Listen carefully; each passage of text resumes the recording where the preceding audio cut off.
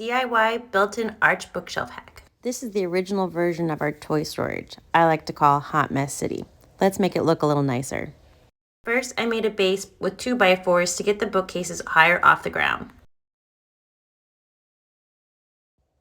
Beep, boop. Next, fill in all the holes with spackle to give a more refined end look. Okay, fam, so I'm going to attempt to get out of my comfort zone a little bit and try to fancy up these two really affordable bookshelves. I should have made a video, but I put a frame with 2x4s at the bottom, and then I cut off 1-inch pieces of the 2x4s to fit in here. And then I'm taking this hardboard and I'm going to attempt to use a jigsaw for the first time and make arches. Pray for me. Let's see how this goes. We're in it together. So let's try to figure out how to make the arch together. I took this pencil and taped some fishing wire. You can use any string so that we can attempt to make an arch together. So the first step is I found the middle part of this specific bookshelf that I want to make the arch, and I made a little mark here. And then depending on how big you want to do it, you can adjust the string, but essentially you just hold it right in the middle at the end, and then you hold your pencil and do a curve along until you figure out exactly what shape you want. So then you have a guide for your jigsaw. All right, I marked it with a marker so I know exactly which line, since I tried tracing out a lot. Cut along the line with your jigsaw. If you are making more than one arch, make sure you save that half circle.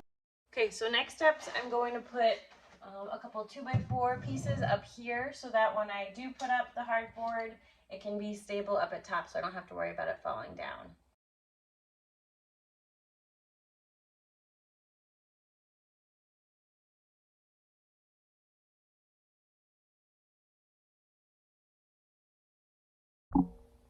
This might somewhat work.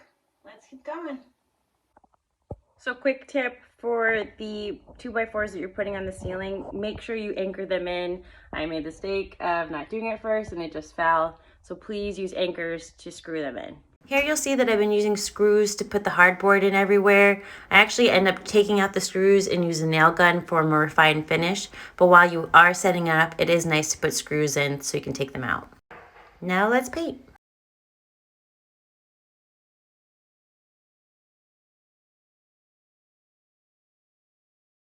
Time to put the molding on. Do you know the super fun trick if you need to cut the end of one of these tubes? See this hole right here? You're just gonna put at the very end, squeeze it. To install the molding, I use liquid nails. In a few places I use the nail gun for extra security. Now caulk like your life depends on it. You want to get every little nook and cranny.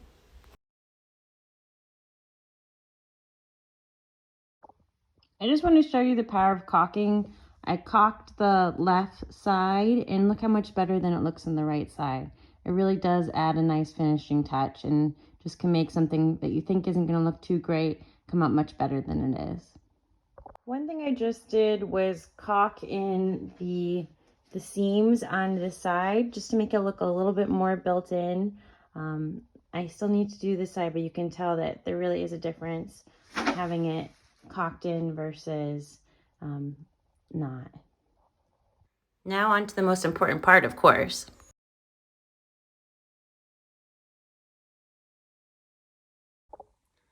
So for my first time doing something with a jigsaw and anything with a built-in type look, I'm not too upset with myself. There's definitely things, once I get stronger with my jigsaw skills, I want to improve the arches a bit. But you know what? I'm glad I took the risk. I'm glad I tried out a new skill. Don't be afraid to try out new things.